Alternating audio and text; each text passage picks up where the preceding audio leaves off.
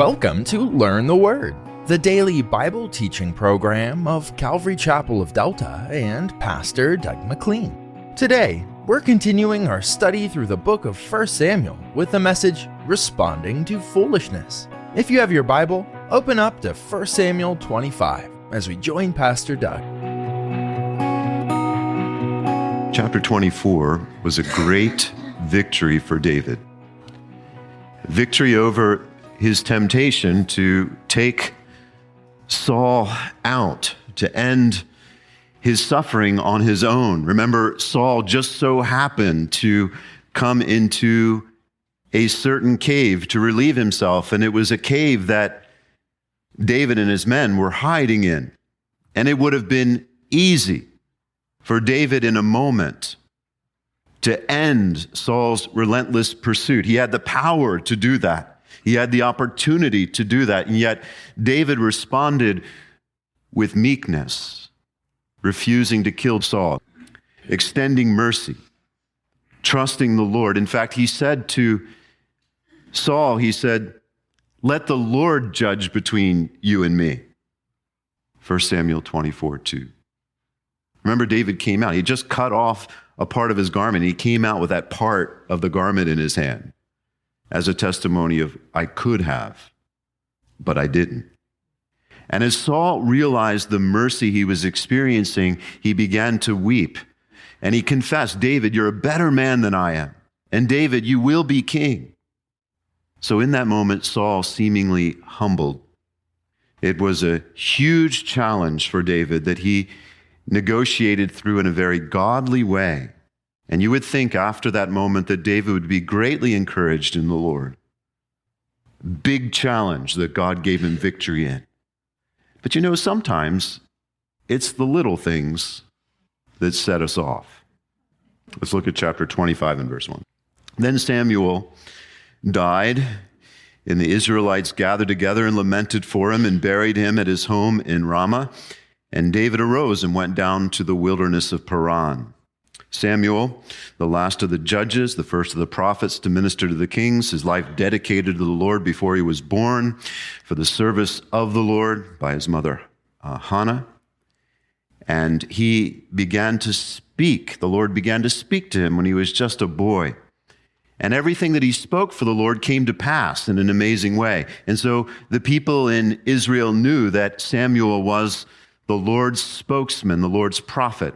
And he delivered this message from the Lord during a time of corruption, during a time of unfaithfulness, and he was the one that guided them through their transition to monarchy.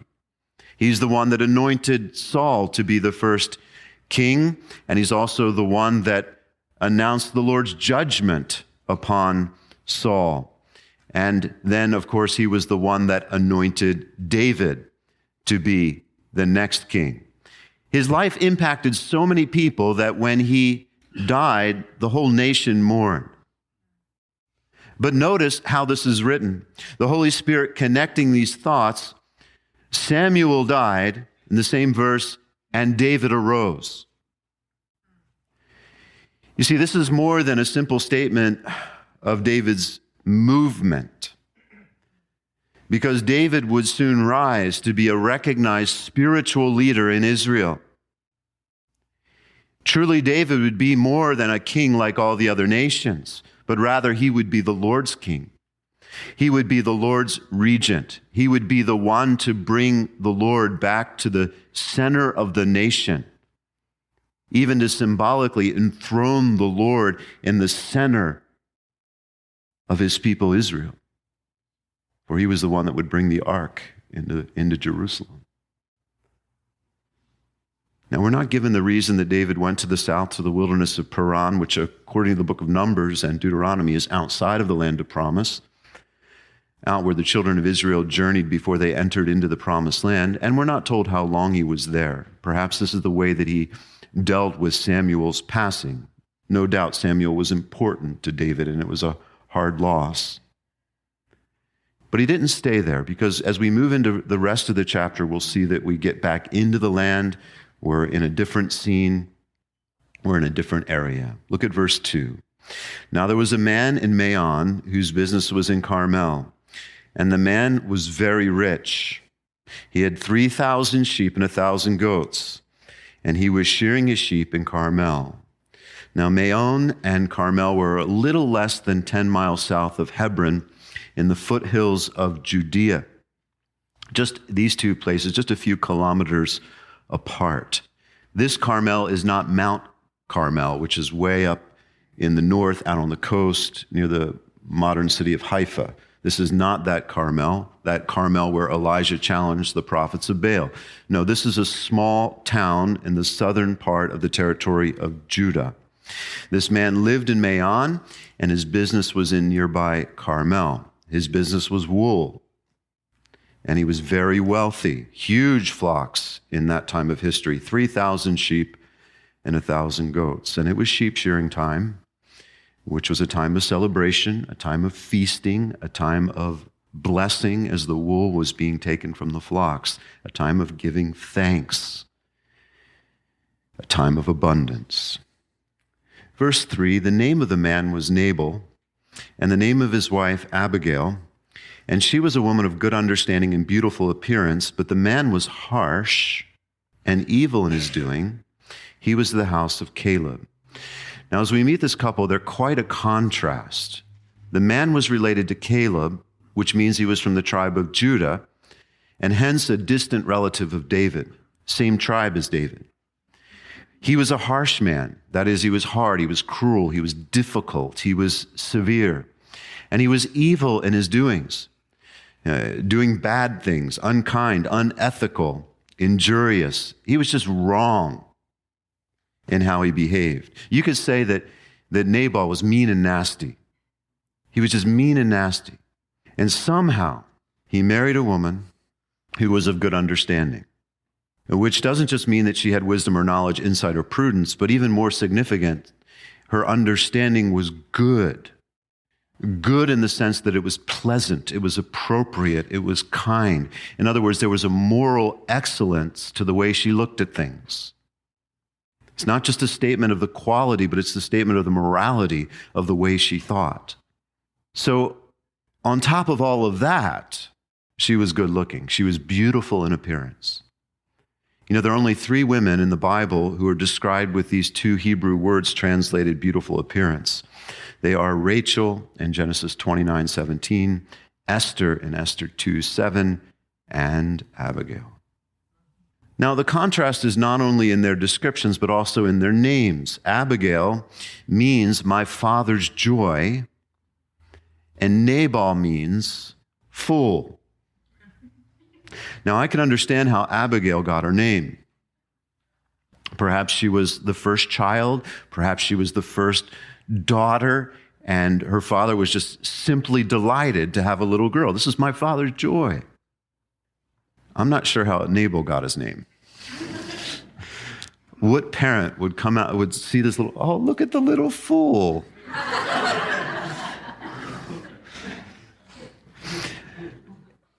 It was more likely a nickname. He probably even began just to do foolish things, and he became known as the fool. Either way, it's not too hard to imagine how this name contributed to his mean, nasty disposition. If you have everybody calling you fool all the time, it's going to affect the way you think and behave. So how did this mean, nasty fool get a beautiful, prudent, good wife? It was likely an arranged marriage, for that was most often the case in this day, arranged by the parents when they were very young. They were different. And although the contrast isn't often this dramatic, please understand that differences in marriage are often by God's design. Remember, God gave Adam, the first woman, his wife, to be a helper to him. That means he needed help. And he needed her to complete him. And so the two became one. And that's God's design. You should complete your spouse, that both of you bring a part to make a whole. So the fact that there are differences actually creates a more complete person. I'm not sure what Nabal brought to this relationship, except perhaps his wealth. But Abigail certainly brought much needed character. And we'll see that she greatly helps her husband in this area of his distinct need. I want to encourage you, husbands and wives, to truly learn to appreciate your differences instead of fighting about them. Let your differences bring you together, not drive you apart. Appreciate their different viewpoint, their different mannerisms, the way they handle things in a different way. Learn that that's a treasure and an asset to you that God's given you. Now back to the story, verse 4. When David heard in the wilderness that Nabal was shearing his sheep, David sent 10 young men, and David said to the young men, "Go up to Carmel, go to Nabal, and greet him in my name. And thus you shall say to him who lives in prosperity, peace to you, peace to your house, and peace to all that you have. Now I have heard that you have shearers. Your shepherds were with us, and we did not hurt them, nor was anything missing from them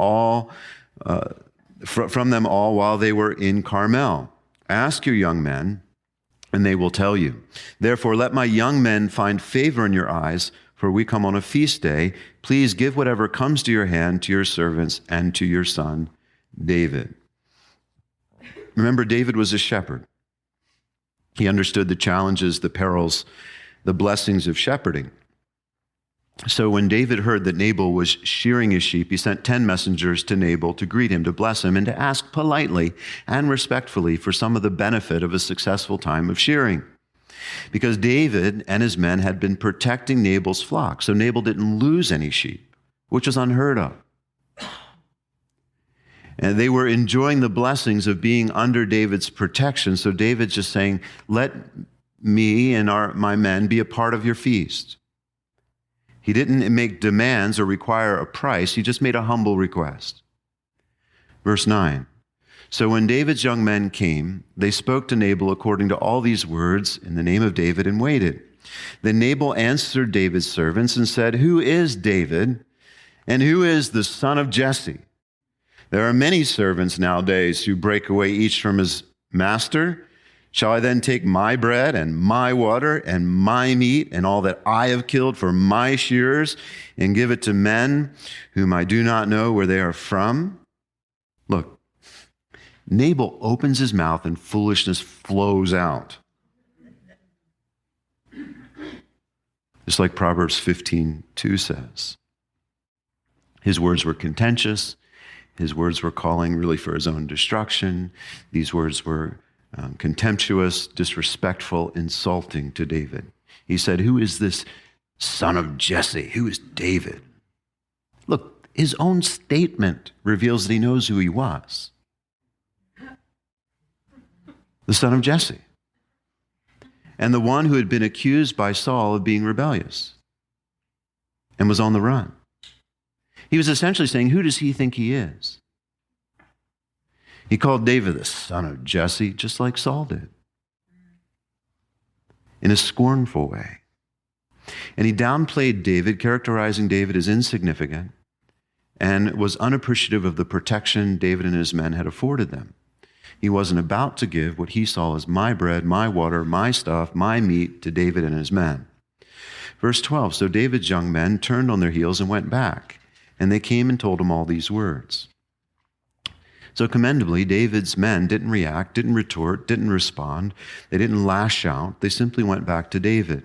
Remember, they had recently witnessed how David dealt with Saul, responding with mercy and kindness to Saul. So remember, David had restrained his men. His men were in the cave saying, let's get him, and David had to talk them down. And they watched David respond with meekness and kindness. So here at this moment, they didn't react. They didn't flip out. They just took it back to David. And by the way, when people say disrespectful, unkind, or hurtful words, just take it to the Lord. Learn to take it to the Lord. Take it back to the Son of David. Take it back to Jesus. 1 Peter 5:7 says we should cast all of our cares on him because he cares for us. So take it to the Lord. If you take it to the Lord, it will keep you from reacting in a way that you'll regret later. Now, here's where we see the humanity of David. That although he did very well last chapter, he still had much sanctification and spiritual development ahead of him. Look at verse 13. And then David said to his men, every man gird on his sword. So every man girded on his sword. And David also girded on his sword. And about 400 men went with David, and 200 stayed with the supplies. So here's David. He felt disrespected. He felt insulted. He felt belittled. He was infuriated. And until this point, he had refused to act this way, but suddenly he was ready to take matters into his own hands, to pour out vengeance on this wealthy businessman. He was definitely at this point not turning the other cheek. Definitely not extending mercy. Remember, that's what Jesus taught us we should do. Matthew 5:39. Matthew 5:39, I tell you, do not resist an evil person, but whoever slaps you on the right cheek, turn to him the left also. In other words, be willing to be hurt again. In verse 44 and 45 of that same chapter, Matthew 5:44 and 45, Jesus said, I say to you, love your enemies, bless those that curse you, do good to those that hate you, and pray for those who spitefully use you and persecute you, that you may be sons of your Father in heaven. So David here at this point, just throwing all that he demonstrated the last chapter, he's just kind of throwing that mindset aside and responding in an ungodly way with no self-restraint. This is different for David.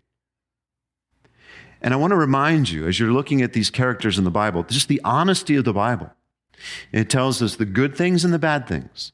And here, David, a man after God's own heart, is still a man. And the best man is a man at best. He's a man. Every person is capable of sin. Everyone. And if you don't think so, 1 Corinthians chapter 10, verse 12 is for you. 1 Corinthians 10:12 says, let him who thinks he stands take heed, lest he fall. If you hear about sin and say, well, I'd never, you're close to it. And sometimes you can have victory in the big things, the huge things that you're praying about that are just so huge, and then something little, something different, something unexpected happens, and you can find yourself suddenly in the flesh making ungodly decisions. And just think about how confusing this must have been for David's men. I mean, Saul had them on the run for a long period of time. Saul had killed the priest. He was making their lives miserable. He was trying to kill them. He comes after David with 3,000 well-trained men, and he was in a compromised position. David could end it all, and he chose not to, and he wouldn't let his men. And now here Nabal refused to give them some bread, meat, provision. And he spoke disrespectfully, and David saying, guys, let's put on our swords and go take this guy out. They had to be confused. Again, it can happen.